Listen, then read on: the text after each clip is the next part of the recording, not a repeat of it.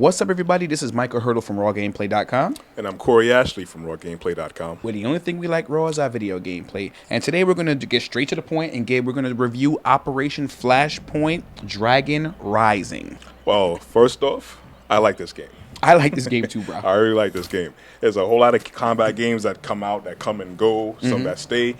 This is one of them that I believe will stick around should people pay attention to it and they get their attentions away from World of War, Modern Warfare 2. Modern Warfare 2, of course. Everybody's going to compare this to Modern Warfare 2. Yeah, it's inevitable. Just in case you guys don't know, this is a sequel for Operation Flashpoint Cold War Crisis. Yeah. Just to let you guys know. And now this is, of course, Operation Flashpoint Dragons Rising. I gotta make sure I say this correctly. Right, because you're on the Isle of Skira. This is someplace over there by Asia with like the Russians and the Japanese people. Well, you know, the military is fighting over this island. I guess you're in there to help out, I believe, the Russians, maybe? Yeah, because what they want to do, they want to take over. The Russians actually called in the U.S. to come back and take over the island.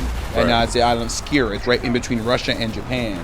You play as a U.S. Marine Corps fire team, and you're on the island of I believe it's Skira. Skira. I can't say that word properly. Well, they know what they mean. What we mean. And so, and trust me, you have full access to that island. Yeah. I mean, that map is huge, all over the place, and it's like one good thing is like you can sprint for a long time. Very long. Unlike Call of Duty or even Grand Theft Auto, but for a long time you can sprint. But it's like you're gonna need a vehicle. You're gonna need a vehicle. This game comes equipped with 35 vehicles, if I'm correct, from what I was doing research on it. Plus, counting it as we went along. It has about 60 military weapons. That's actually real weapons. Yeah. The company who actually made the developers who made this game actually went out in the field, recorded firing sound effects from real live guns and recording and put in the game. Sounds real. They put a lot of effort into this game. Oh yeah, but don't get it twisted. This is not a game where you could just instantly run out, jump in and squeeze and start the right trigger. And if dudes start bucking back at you and hit you in your chest, you're gonna go to the side and hide behind something, and then your energy level gonna go. And you go. No. Dudes will twist your bear cap. Yeah, and dudes will twist your bear cap for real. And one shot to the head, you're dead. Yeah, that's it. So if you got the dudes, if you're playing multiplayer and you got somebody with the scopes and they looking out and they buck you in the head, and they do have you're scopes. Done. Oh yes, they do, and they have night vision too, bro. Right? So you ain't going. Even if it's dark, you ain't getting away. So you can have like you have a camo suit on, you're behind the tree. Night vision, they're gonna see your big old white everything behind the tree trying to peek. And they go, and then hit you and smoke will come out your ass. You're dead. That's it. So this game is tactical. You strategically place yourself. It ain't no run and gun.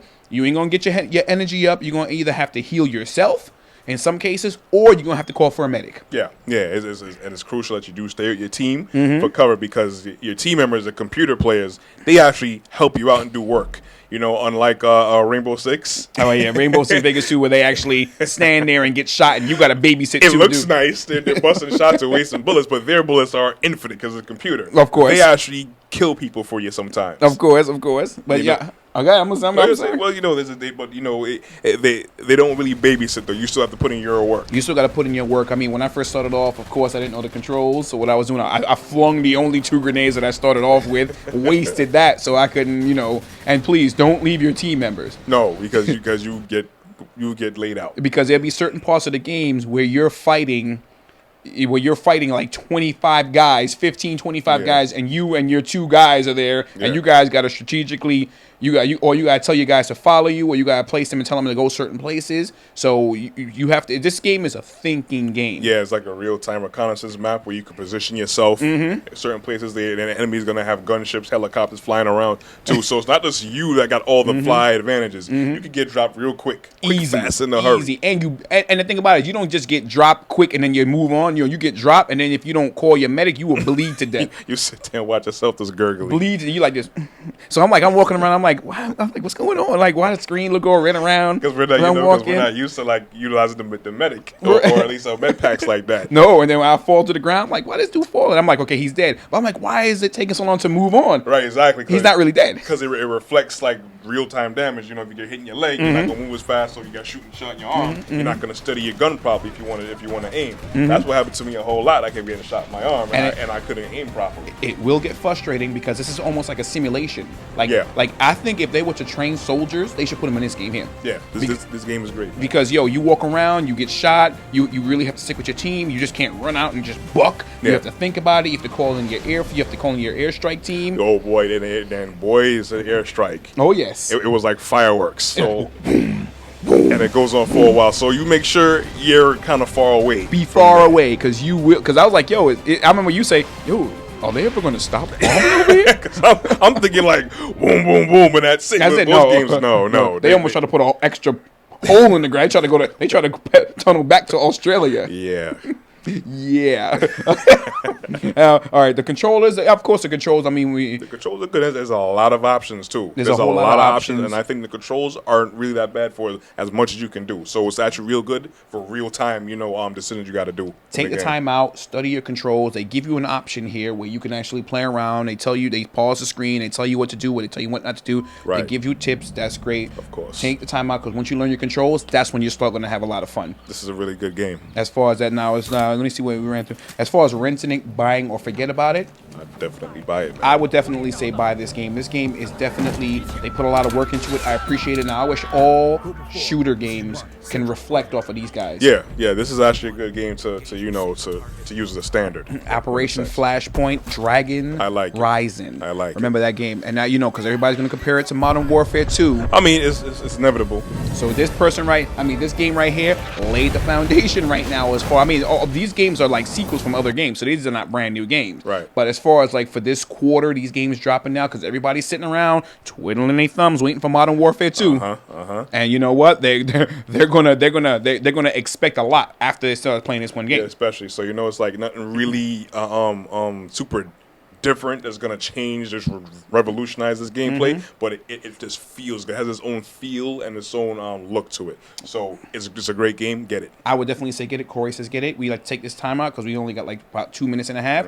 Raw Gameplay has been invited to a couple of different places, one of them being Harlem Lanes. Yeah. Go to rawgameplay.com, click on the link. It's going to be Saturday, October 17th. It's going to be from 12 o'clock to about 6 o'clock. The tournament's going to be taking place. Right. If you live in Harlem or you feel like taking a trip out there, come out there, bug out with us, hang out with us. But if you want to find out more information, go to rawgameplay.com and click on the link. We will put a link there. The other one is going to be the eSpot. That's located in Jersey City. If you want to find out more about that, go to rawgameplay.com again. It's going to be a Street Fighter 4 tournament. All characters unlocked. That's going to be that's incentive. Be October 23rd. Check on rawgameplay.com. It's going to be in Jersey City. It's going to be a Street Fighter 4 tournament. All characters unlocked. Bring your own controllers. There are cash prizes if I'm correct. Yeah. But we'll have the link on the website so you can find out more information. $10 to get in. $10 to get in, definitely. And it's for a good cause, because once you win, you take it all with you. Right. If I'm correct. Yeah. You know what I'm saying? Are we forgetting anything else before we have to go? One on the radar. We was at the Video Game Expo. Oh, Video Game Expo. Thumbs down. It wasn't that great. We had a couple things there, but it honestly wasn't really worth the trip to go out there. It wasn't the trip. So if you guys missed the Video Game Expo because of whatever reasons were, consider yourself lucky, because it was boring. We met up with a lot of people there. They were like, oh man, why are we here? It's boring. But everybody who lived in Philadelphia was excited. I'm like, wow, because local, because we didn't have to travel 2.5 hours like we did. Yeah, we expected something bigger. And we also met Brandon from magfest.org. Oh yeah, talk about that real quick. I believe in New Year's Eve they're having like a little party around there, around Washington D.C. area. They haven't run a hotel. They've been doing it for 8 years, running strong. They're an independent gaming circuit. Magfest.org? Magfest.org. Okay. And it's like they get a hotel room, nothing but games, all types of LAN parties, all types of stuff going on, and they have hotel rooms so you could crash, wake up, and start gaming all over again. It sounds like a lot of fun. If you're in that area, check out that website. Check out our website, rawgameplay.com. Click the link directly to it. We'd like to thank all the sponsors. Sponsors not yet. We'd like to thank everybody who made donations to Raw Gameplay. We'd like to big up X Fuel, definitely, Power for Gamers. We got to go. We can't stay too long, but we'll talk to you guys next week.